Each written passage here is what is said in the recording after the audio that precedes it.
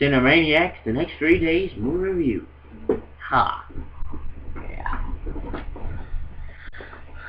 Hello, YouTube. CINEMAN here. I'm back. Happy New Year to all of my viewers. This is my first video of 2011. And I will be doing a review of The Next 3 Days. Directed by Haggis, based on the 2008 French film Anything for Her, and starring Russell Crowe and Elizabeth Banks. The plot follows Lara Brennan, played by Russell Crowe, who is a maths teacher whose wife Lara gets arrested and sentenced to 20 years for a murder she did not commit. Within those first 3 years, Lara attempts to commit suicide. After this, John realizes that this cannot be her life and is obsessed with the idea of breaking her out of jail, so much that he goes to a hardened criminal called Damon, played by Liam Neeson, who is a guy that successfully broke out of jail 7 times. Basically, Russell Crowe is trying to get like fake passports, a truckload of cash, and sort of get all these records, and that's necessarily the plot. I'm gonna have to say I wasn't really interested in this at the start, but I saw this with a couple of mates, so I thought I'll give this a go. And it actually turned out to be really good. Probably at a 4 out of 5. There are a couple of things I need to get off my chest. First, I'm not really a fan of Russell Crowe. I've never really seen any of his movies except for this. I saw the first 15 minutes of American Gangster, but that's it. And Russell Crowe, he did really strike me as an actor. His acting is brilliant. It's so action-packed and thrilling, and you know, it just stretches how far he'd go to break his wife out of prison. The one thing is that there's actually a scene where Russell Crowe is getting like fake passports, and he's getting them from like this Indian person, and the accent he comes out with is just very fake. It is really, really fake. You know, it's just someone who's normal. You know, it's not really a pretty good accent. I actually laughed. I was expecting like the serious thing, but then it came out with, "Here are your passports." It's just the cheesiness of the accent and just how fake it is. And anyway, even though he's part of like the main cast, Liam Neeson only has like one scene, and there's actually one scene that includes voiceover, so he only has like one scene, so it's best to like put him as a minor character. There's also the minor character of Russell Crowe's son, best friend, and her mother, played by Olivia Wilde, who and another kid, I don't know her name, but Olivia Wilde, I didn't really know who she was till I saw her in Tron Legacy, and that was actually pretty good.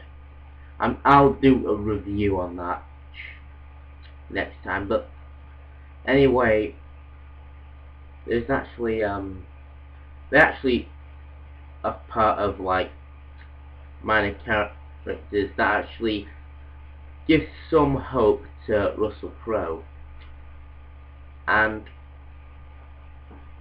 you know, it's just, there's also another couple things that are not right with this. There's one part where they're driving in the car and you know they're driving in a car just to escape the cops, because they have to get out of the company because of the whole thing with the police that after 15 minutes they'll close all train stations just to start looking for this escaped prisoner, and then 30 minutes just to close off all the motorways. And there's actually one bit where Elizabeth Banks' character actually opens the car while the car is in motion and just puts her head out, you know, as if she's like lying on one of the seats, and she's like looking upside down while Russell Crowe is just dragging her back inside the car. I don't really get that bit. Why they have to do it, it's just stupid. And basically there's a couple of good people that I never really thought of Elizabeth Banks doing anything this serious. I thought she was like a person that will always do all these comedy movies. For example, 40-Year-Old Virgin, Role Models, Zack and Mary Make a Porno. All those comedy movies, nothing serious. Although she did play a woman accused of murder in an episode of CSI. Oh wait, or was it Law and Order? I don't know, I don't watch that crap. Anyway, but she can pull this off. And then you later learn that she's actually in fact innocent. When all this time you're hoping she's innocent, it actually does come true. And there's another scene, like, Daniel Stern's in it. He only has one scene in this. Daniel Stern is actually, I think, Elizabeth Banks' lawyer, who some of you may know him as Marv in the Home Alone franchise. Well, the good half of the Home Alone franchise, because 3 was okay and 4 shouldn't have been made. And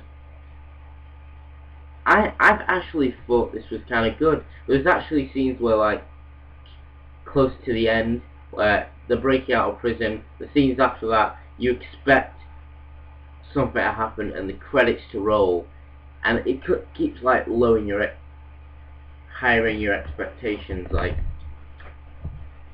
oh, it's gonna end after he does this. No, wait, no, there's more scenes. It's like with funny people, you assume that it's going to end after Adam Sandler is told he didn't have cancer. You expect it to end, but no, you have an hour on top of that.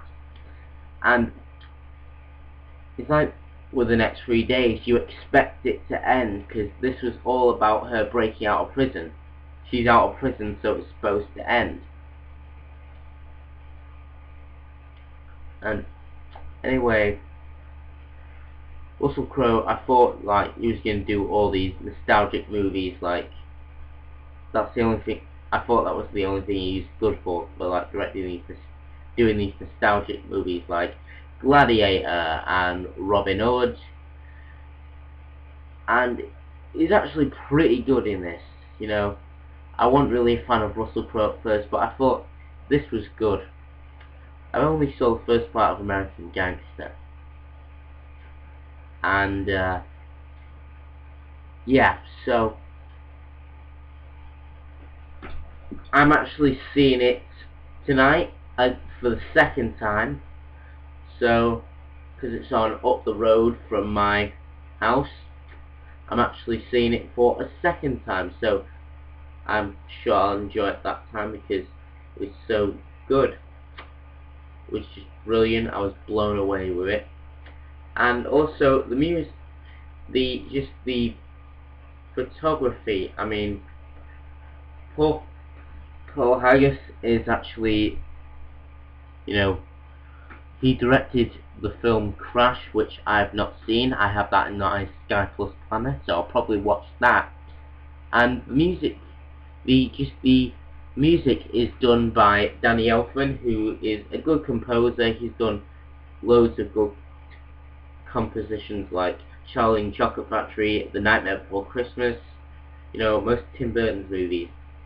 And it's just, the photography of this seems like you're watching one of Christopher Nolan's movies. Like you're watching The Dark Knight or Insomnia or Inception. It's just the cameras, and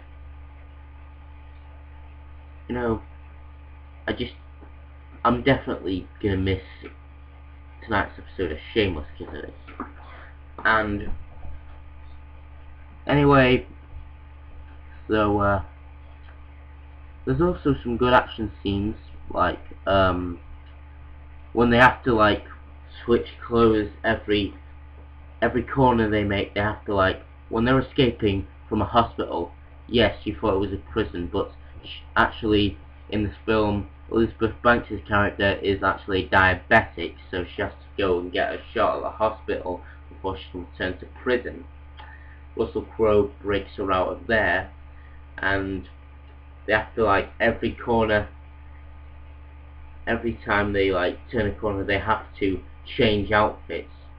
So like they have to keep putting on hats and putting on coats and then taking the coats off when they're running away from the police.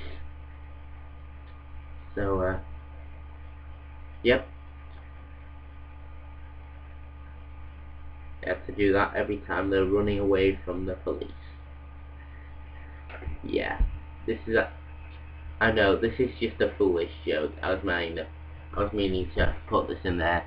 You know, you didn't seem like, oh, Sean's just going to talk about boring old films, and then BAM!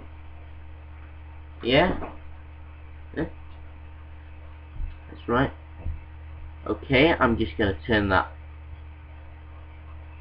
effect now. See? Do it like magic! Whoa! Yeah. So, anyway,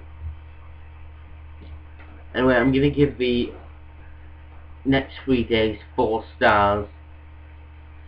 It is a delightful thriller, and anyway, I think you should all like go see it. Go see it. I think it is brilliant.